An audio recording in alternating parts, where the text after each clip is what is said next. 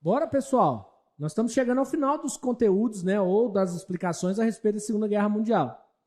Então a gente tem que entender que quando a gente fala do conflito, a gente está falando de uma primeira fase e de uma segunda fase do conflito. Nós explicamos isso basicamente no vídeo anterior. Quando a gente fala da primeira fase, a gente está falando da vitória. Vitória do eixo.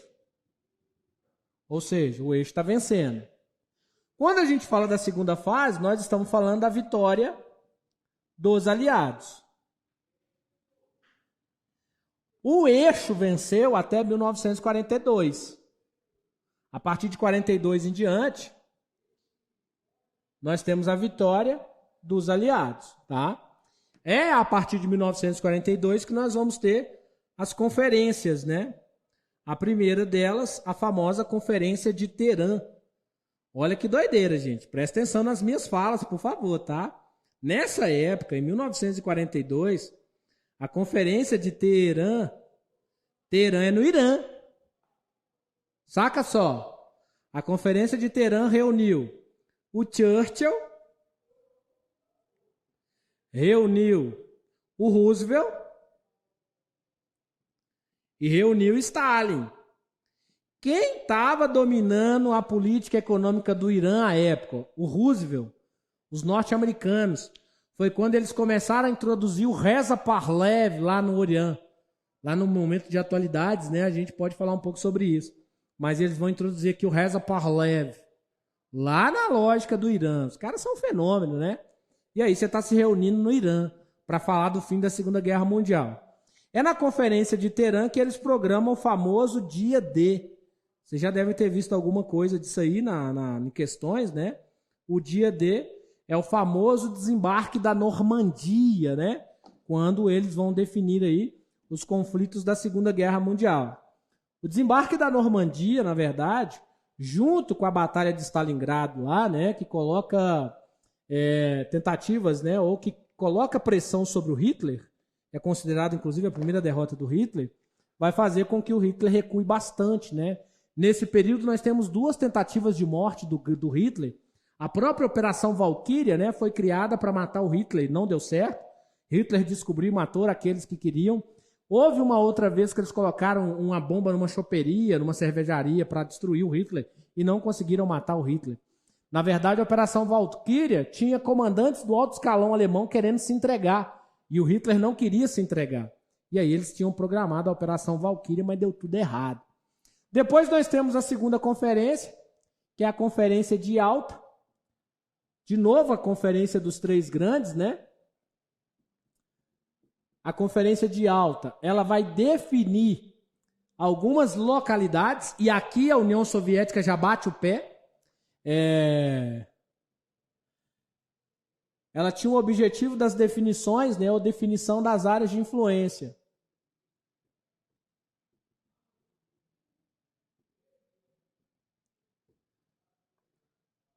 Nessa ideia da área de influência aqui, ó, de novo nós temos o Churchill, eu vou repetir igual papagaio, tá? O Roosevelt e o Stalin. A gente vai pecar pelo excesso. De novo os três grandes, ó. Os três grandes. É eles que estão resolvendo como que vai ficar o mundo pós-guerra, tá? Eles que estão resolvendo isso aí. Inclusive a definição das áreas de influência. Lembra que a área de influência é na Guerra Fria.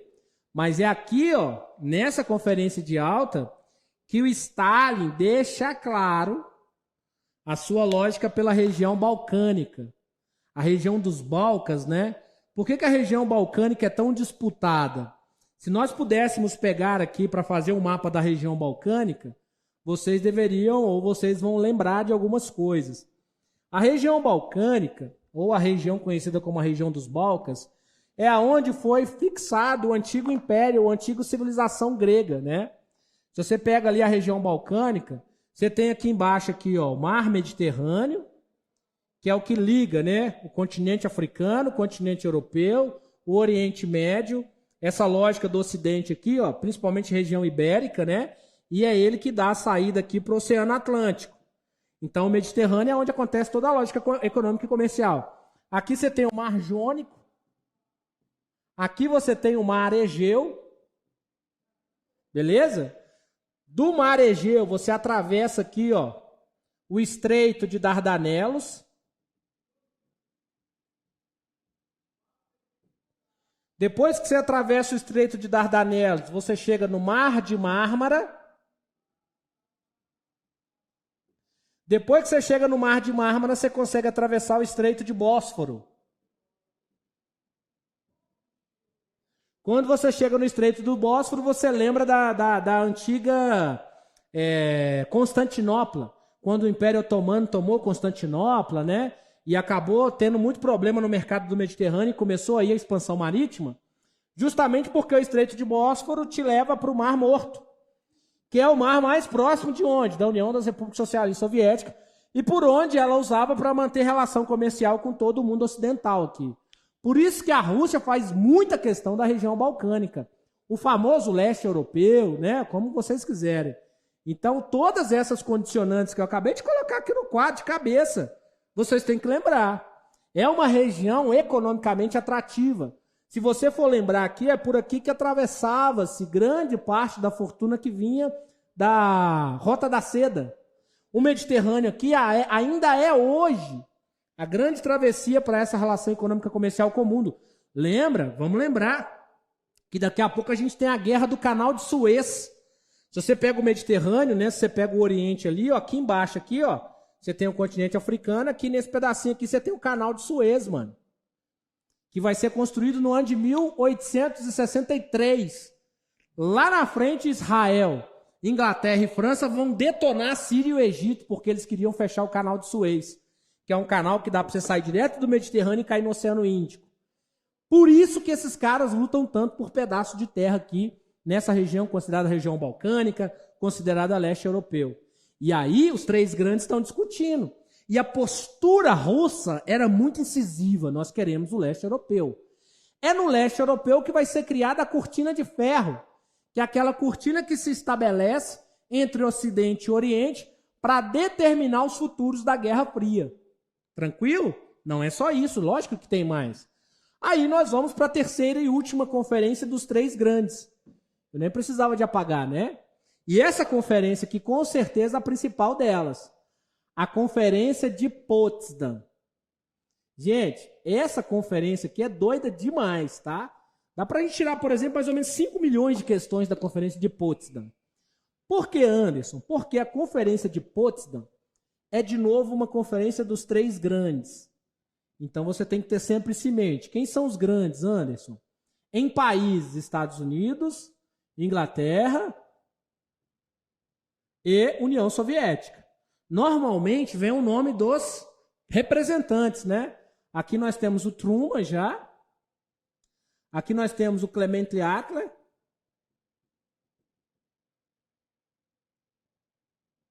E aqui nós temos o Joseph Stalin.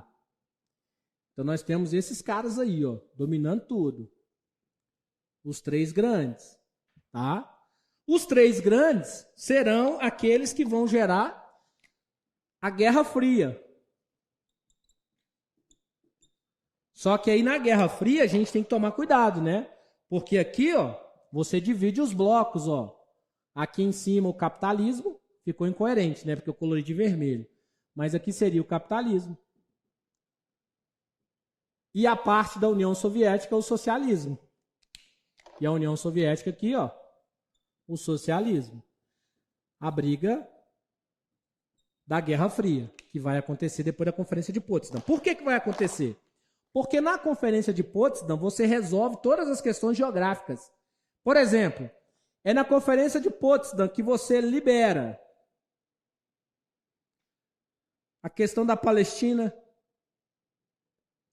que era antes Império Otomano até a Primeira Guerra Mundial, mas quem tomava conta disso aqui era a Inglaterra, depois da Primeira Guerra Mundial. É na questão, ou na lógica de Potsdam, que você libera a Indochina.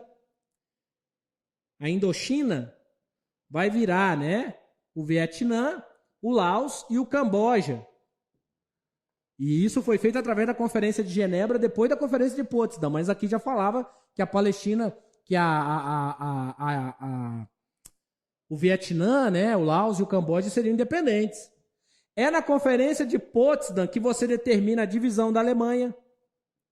Presta atenção, divisão da Alemanha. Na Conferência de Potsdam, você divide a Alemanha em 4 partes. Como assim, professor? Que doideira que é essa? Pois é. Uma partezinha para os Estados Unidos. Quando a gente fala parte, a gente fala área de influência, né? Uma outra parte para a Inglaterra, uma outra parte para a França e uma partezinha para quem? Para a União Soviética. Ela também estava lá, ué. Com a Guerra Fria, aqui, né, na Conferência de Potsdam, a Alemanha tem que pagar mais de 20 milhões de libras aqui para questão da guerra. De novo, ela perdeu. Com relação ao que acontece pós a Conferência de Potsdam, aí você tem a divisão aqui, ó. Aí a Alemanha não vai ter que pagar nada, porque esse lado aqui vai se transformar na Alemanha Ocidental e esse outro lado aqui vai se transformar na Alemanha Oriental. Inclusive vai ter problemas seríssimos na Alemanha, né? Ah, professor, mas e a partir daí? A partir daí a Conferência de Potsdam divide a Alemanha. E é a Conferência de Potsdam, ou depois da Conferência de Potsdam, que os Estados Unidos resolvem atacar onde? Hiroshima e Nagasaki. Os norte-americanos, eles tinham que mostrar para os russos quem mandava. E a melhor forma de você mostrar quem manda depois de um processo de guerra é mostrando uma arma que ninguém tem. Por isso foram lançar as bombas sobre Hiroshima e Nagasaki sob o pretexto de que o Japão havia detonado lá Pearl Harbor.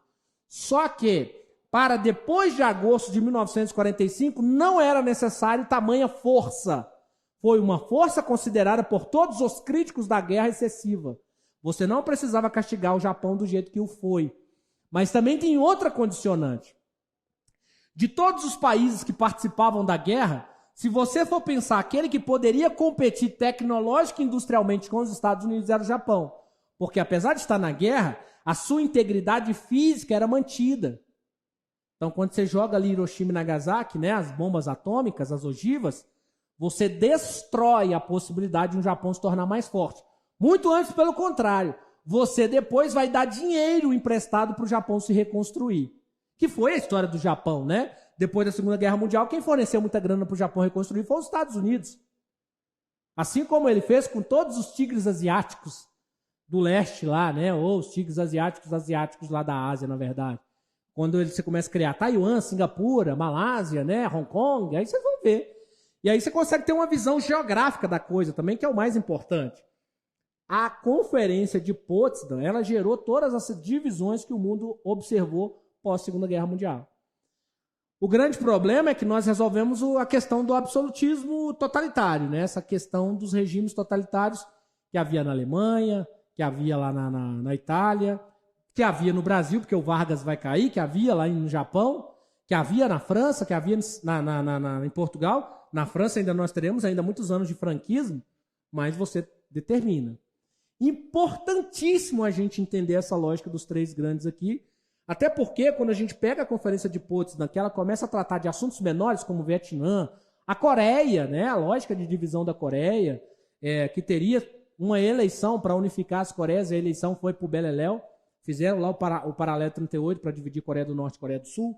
Então, ou seja, tudo isso pós-Segunda Guerra Mundial. Legados da Segunda Guerra Mundial. E não poderia faltar, né? É lógico que toda a política que os norte-americanos estão, eles não vão deixar faltar o quê? Aquela ideia do mocinho bom, né? Daquele mocinho que veio para tomar conta do mundo, né? Para levar a paz mundial, que foi a Conferência de São Francisco. A Conferência de São Francisco é a conferência que cria a Organização das Nações Unidas. A Conferência de São Francisco cria a ONU. A ONU vem para substituir a Liga das Nações, que foi um fracasso, né? Não conseguiu impedir a guerra. E a Conferência de São Francisco já nasce com problemas. Por quê? Porque você cria a ONU que deveria impedir as guerras, mas nós já acabamos a Segunda Guerra Mundial, começando a terceira, né? Que seria a Guerra Fria. E a ONU tem vários problemas para serem resolvidos, inclusive a autonomia dos povos, né? Juntamente com a Conferência de São Francisco, ela libera a autonomia dos povos, que é quando vai começar a acontecer o processo de descolonização afroasiática. E nesse processo de descolonização afroasiática, nós teremos no ano de 1955, se não falha a minha memória, a Conferência de Bandung, que coloca 29 países falando que eles não serão nem capitalistas e nem socialistas.